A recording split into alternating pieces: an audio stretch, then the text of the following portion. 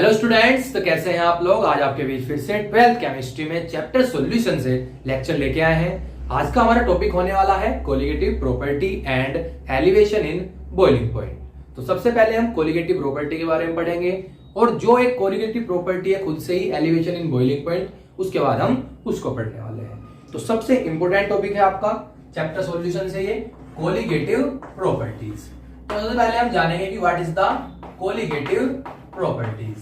तो colligative properties वे properties होती हैं सॉल्यूशन की जो only on number of solute particle पर डिपेंड करती हैं।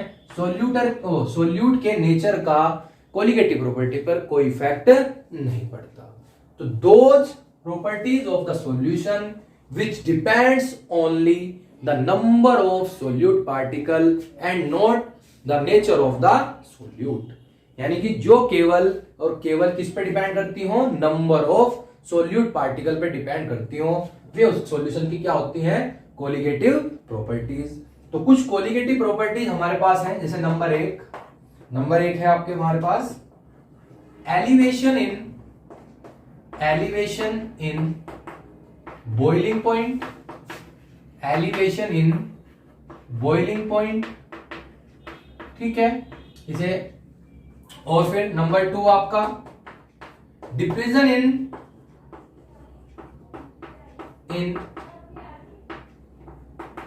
Freezing point, diffusion in freezing point, ठीक है।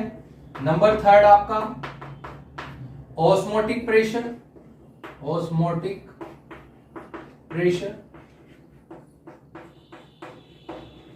ठीक है, ऑस्मोटिक प्रेशर हो जाएगा, ठीक है, ऑस्मोटिक प्रेशर। और आपका 4 relative lowering in vapour pressure, ठीक है। ये वाली प्रॉपर्टी हमने आपको पहले ही बता दी थी, जब हमने राउट्स लॉ बताया था तो वहां आपने ये वाली बात आपको बता दी थी।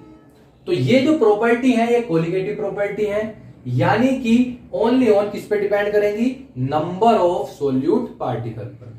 सोल्यूट के नेचर का इन पर कोई इफेक्ट नहीं पड़ने वाला है। तो ये आपकी कुछ क्या है, आपकी कोलिगेटिव प्रॉपर्टी है। तो आज के जो लेक्चर के अंदर हम केवल आपकी फर्स्ट प्रॉपर्टी का डिस्कस करेंगे, जिसका नाम क्या है आपका elevation in boiling point. Elevation का मतलब है बॉइलिंग पॉइंट का बढ़ना। तो वही देखते हैं कि किस तरीके से बॉइलिंग पॉइंट आपका बढ़ता है। तो सबसे पहले आज हम पढ़ेंगे एलिवेशन इन बॉइलिंग पॉइंट। बहुत ज्यादा इंपॉर्टेंट है, ठीक है, और ध्यान से देखना, इसे समझते हैं क्या होता है आपका एलिवेशन इन बॉइलिंग पॉइंट। अगर एलिवेशन इन बॉइलिंग पॉइंट जो है और डिफ्यूजन इन फ्रीजिंग पॉइंट को समझना है तो आपको वेपर प्रेशर वाला कॉन्सेप्ट पता होना जरूरी है। अगर आपको वेपर प्रेशर नहीं आता तो आप पिछले वाली वीडियो जाकर देख सकते हैं, ठीक है। तो चलिए बात करते हैं आज हमारे फर्स्ट कोलिगेटिव प्रॉपर्टीज की, elevation in boiling point, elevation in boiling point की, ठीक है। तो सबसे पहले हम बात करते हैं एलिवेशन इन बॉइलिंग पॉइंट। तो बात किसकी आ रही है, बॉइलिंग पॉइंट की। तो what is the boiling point, सबसे पहले हम डिस्कस कर लेते हैं बॉइलिंग पॉइंट क्या होता है, ठीक है। बॉइलिंग पॉइंट नॉर्मली हम ऐसे बोल देते हैं कि जिस टेम्परेचर पर कोई लिक्विड बॉइल होना स्टार्ट हो जाता है वो उसका बॉइलिंग पॉइंट होता है। लेकिन कौन सा टेम्परेचर, क्या कंडीशन बनती है उस टेम्परेचर पे कि वो लिक्विड बॉइल होना शुरू हो जाता है, तो हम बताते हैं आपको। What is the boiling point, BP. Boiling point किसी लिक्विड का बॉइलिंग पॉइंट वो टेम्परेचर होता है जिस टाइम पर उस लिक्विड का वेपर प्रेशर इक्वल टू हो जाता है किसके, एटीएम के। एटीएम बोले तो एटमॉस्फेरिक प्रेशर के। तो वो टेम्परेचर जिस टेम्परेचर पर किसी लिक्विड का वेपर प्रेशर इक्वल हो जाता है एटमॉस्फेरिक प्रेशर के, उस टेम्परेचर पे आपका लिक्विड बॉइल होना स्टार्ट हो जाता है। वो वही टेम्परेचर उस लिक्विड का क्या कहलाता है, बॉइलिंग पॉइंट। तो इसका मतलब क्या हुआ, अगर मैं बताऊं कि वाटर का बॉइलिंग पॉइंट कितना है, सबको पता है कितना है, 100 डिग्री सेल्सियस है। तो इसका मतलब क्या समझे कि 100 डिग्री सेल्सियस पर वाटर का जो वेपर प्रेशर होता है वो एटमॉस्फेयर प्रेशर के इक्वल हो जाता है, वो एटमॉस्फेयर प्रेशर के क्या हो जाता है, इक्वल हो जाता है। तो पानी क्या होता है, बॉईल होना स्टार्ट हो जाता है। तो इसलिए क्या कहा गया कि 100 डिग्री सेल्सियस वाटर का क्या है, बॉइलिंग पॉइंट है। तो बात समझ में आई।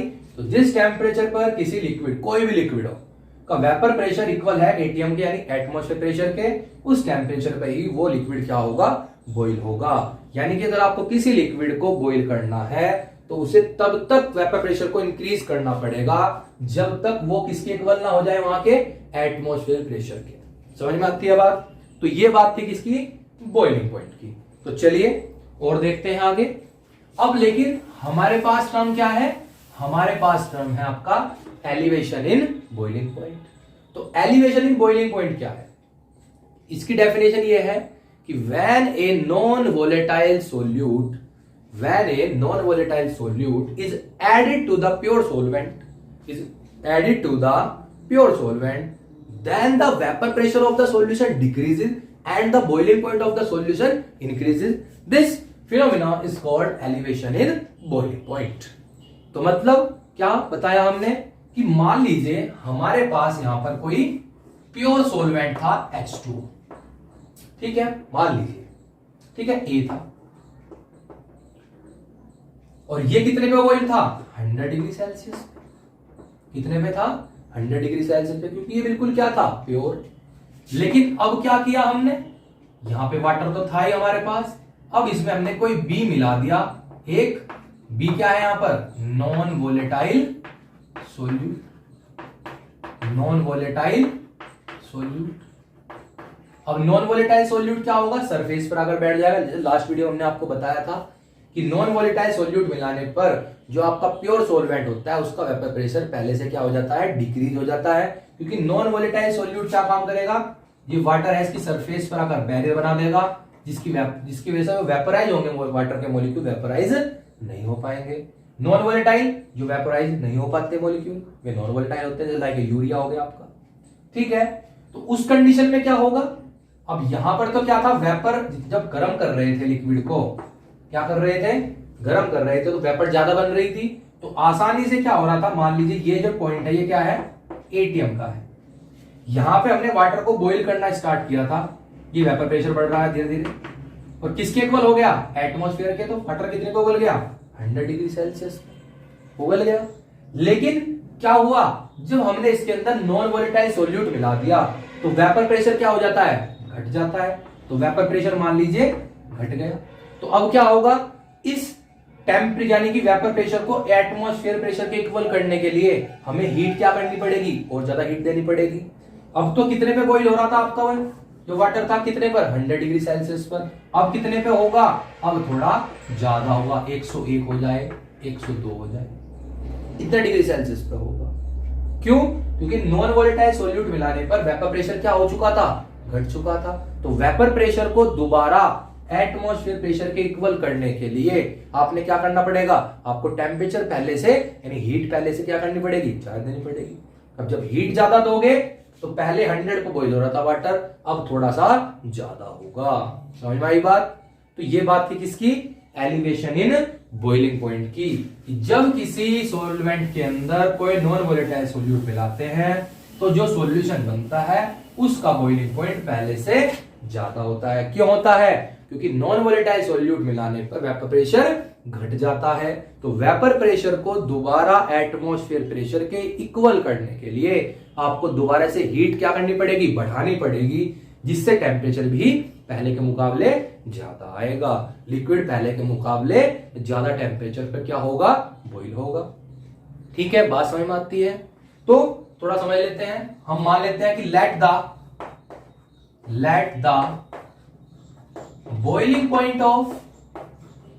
point of pure solvent is equal to T naught B से लिखेंगे, ठीक है। The boiling point of solution TB से लिख देंगे। और हमें क्या निकालना है, एलिवेशन इन बॉइलिंग पॉइंट किससे हम लिखते हैं आपका डेल्टा टीबी से। कहां से लिखेंगे? डेल्टा टीबी से। तो हमने पढ़ रखा कि हमेशा ज्यादा वाली वैल्यू से कम वाली वैल्यू क्या कर देते हैं? माइनस। तो हमने क्या देखा कि सॉल्यूशन का बॉइलिंग पॉइंट सोलवेंट से क्या हुआ? ज्यादा आया। तो इसका मतलब क्या होगा? Delta TB is equal to TB minus T naught B. तो ये आपका फॉर्मूला हो जाएगा डेल्टा टीबी बराबर TB minus T naught B. समझ में आई बात? तो ये आपका एलिवेशन इन बॉइलिंग पॉइंट की बात हुई। ठीक है, न्यूमेरिकल जब करेंगे तो वहां पर इसकी जरूरत हमें पड़ने वाली है। समझ में आती है बात? चलिए अब एलिवेशन इन बॉइलिंग पॉइंट का ग्राफिकल रिप्रेजेंटेशन देखते हैं। ग्राफिकल रिप्रेजेंटेशन, ग्राफ की हेल्प से समझते हैं थोड़ा। चलिए देखते हैं। अब मान लीजिए हम एक ग्राफ बनाते हैं यहां पर।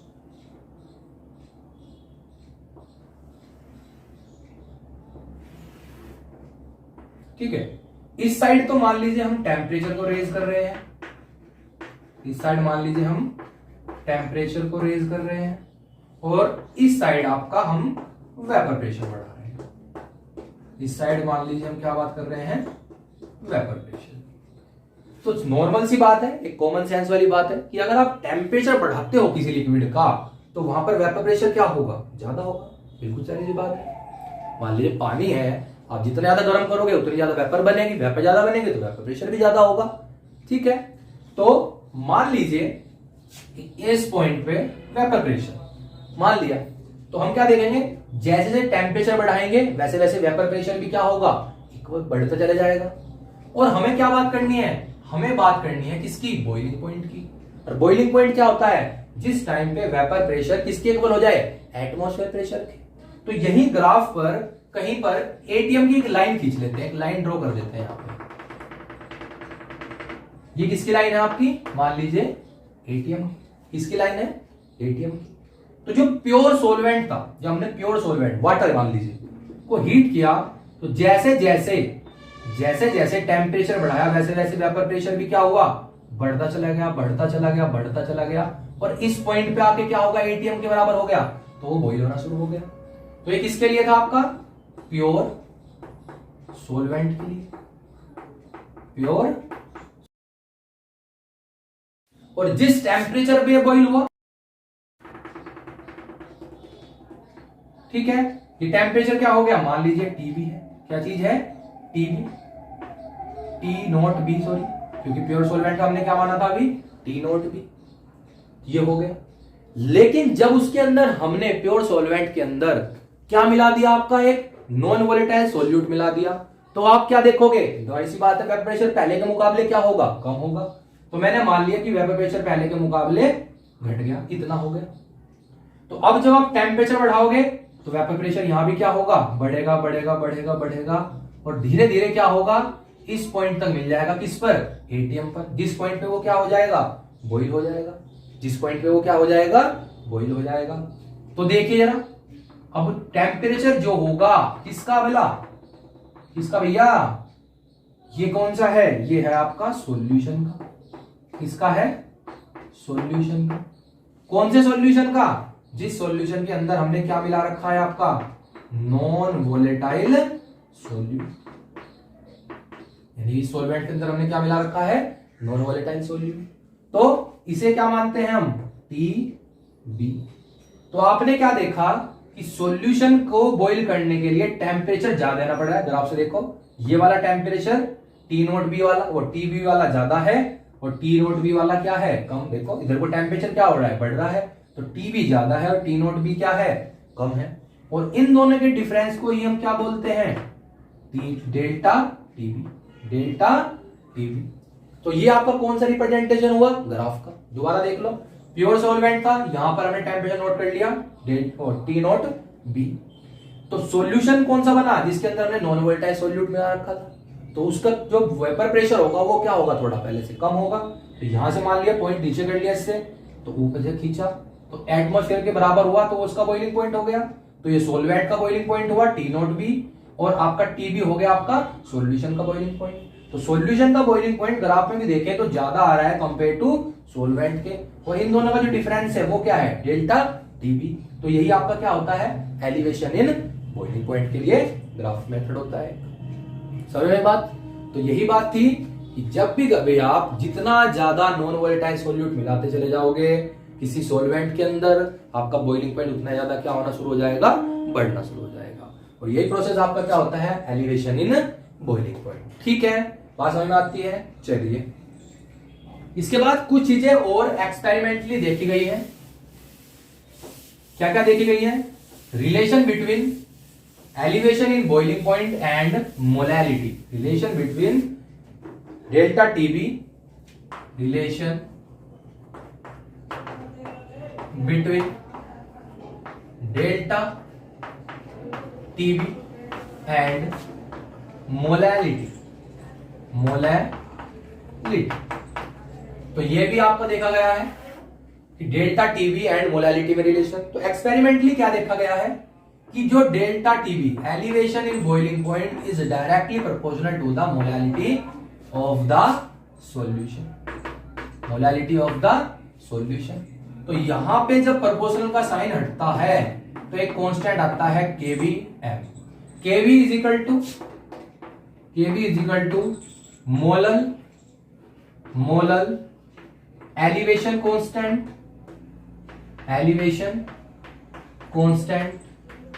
और इब्लियोस्कोपिक कांस्टेंट। ठीक है, ये आपका क्या होता है, इसके भी होता है। अगर मैं बात करूं यहां पर यूनिट ऑफ केबी की, यूनिट ऑफ केबी, तो आप यहां से देखिए केबी किसके इक्वल हो जाएगा, केबी इक्वल हो जाएगा डेल्टा टीबी अपॉन एम के। ठीक है, डेल्टा टीबी यानी कि टेम्परेचर की यूनिट क्या होती है आपकी, केल्विन। और मोलैलिटी होती है किसके इक्वल होती है, बताओ। मोलैलिटी इज इक्वल टू होता है मोल पर मास, यानी कि 1 kg ऑफ सोलवेंट के अंदर जितने मोल्स ऑफ सोल्यूट डिसॉल्व होते हैं वो क्या होती है आपकी, मोलैलिटी होती है। तो kelvin into mass of solvent upon mole. तो यानी कि इसका मतलब क्या हुआ, इसकी यूनिट तो क्या हो गई आपकी, टेम्परेचर की केल्विन, और मास किस चीज में ले लिया आपने, केजी में, और अपॉन में क्या है आपका, मोल। ठीक है, तो यूनिट क्या होगी, केल्विन किलोग्राम, और मोल ऊपर जाके कैसा हो जाएगा, मोल इनवर्स। तो ये यूनिट हो जाएगी आपकी किसकी, केबी की, केल्विन किलोग्राम मोल इनवर्स। समझ में आती है बात? तो ये किसकी यूनिट थी आपकी, केबी की, मोलर एलिवेशन कांस्टेंट और इब्लियोस्कोपिक कांस्टेंट की। ठीक है, न्यूमेरिकल्स के लिए एक फॉर्मूला हम तैयार करते हैं, यहीं से ही देखते हैं। ये तो यूनिट होगी, तो ध्यान रखना unit kelvin kilogram mole inverse. ठीक है, तो न्यूमेरिकल्स के लिए अभी ये फॉर्मूला तैयार करते हैं आपका यहीं से ही। तो डेल्टा टीबी तो झुका दे रखिए आप यहां पर, delta TB KB, molality is equal to mole per mass of solvent, mass of capital W मान लेते हैं। तो delta TB is equal to KB. Moles क्या होते हैं, स्मॉल w यानी mass of solute upon molar mass into mass of solvent. अगर ये मास ऑफ सोलवेंट ग्राम में होगा तो हम क्या करेंगे, यहां पर 1000 से डिवाइड करके 1000 ऊपर चला जाएगा, कहीं में चेंज कर लेंगे इसको किलोग्राम में। तो ये फॉर्मूला आपका न्यूमेरिकल्स में लगेगा, delta TB is equal to KB into W into 1000 upon यानी कि molar mass of solute into mass of solvent. ठीक है, और दूसरी बात, जो वैल्यू ऑफ केबी है, value of KB is only depend on the solvent. यानी कि केबी की वैल्यू जो है वो डिपेंड्स करेगी केवल सोलवेंट पे, सोल्यूट का उससे कोई लेना देना नहीं होता। समझ में आई बात? तो ध्यान रखना इस बात का। ठीक है, तो ये आपकी किसकी बात हुई, इसके रिलेशन की, इनके न्यूमेरिकल्स में जो फॉर्मूला आएगा उसकी बात हो गई। चलिए अभी आगे देखते हैं। अब थोड़ी सी डेफिनेशन की बात कर लेते हैं हम केबी के। केबी की डेफिनेशन क्या होगी, डेफिनेशन ऑफ केबी, रिलेशन से बना लेते हैं, delta TB is equal to KB into M. तो अगर if if m is equal to 1 mole, if molality is equal to 1 mole मान लिया, तो delta TB is equal to किसके हो जाएगा आपके, केबी के, किसके इक्वल हो जाएगा, केबी के। तो जिस टाइम पर किसी सॉल्यूशन की मोलैलिटी यूनिटी होती है, यानी कि एक होती है, तो उस टाइम पर जो सॉल्यूशन का एलिवेशन इन बॉइलिंग पॉइंट होता है वही आपके किसके इक्वल हो जाता है, मोलल एलिवेशन कांस्टेंट के। ठीक है, तो ये आज का हमारा टॉपिक रहा एलिवेशन इन बॉइलिंग पॉइंट का। तो अगर आज की वीडियो आपको अच्छी लगेगी तो वीडियो को शेयर जरूर करना, लाइक करना और अपने साथियों को भेजते रहना। ठीक है, धन्यवाद।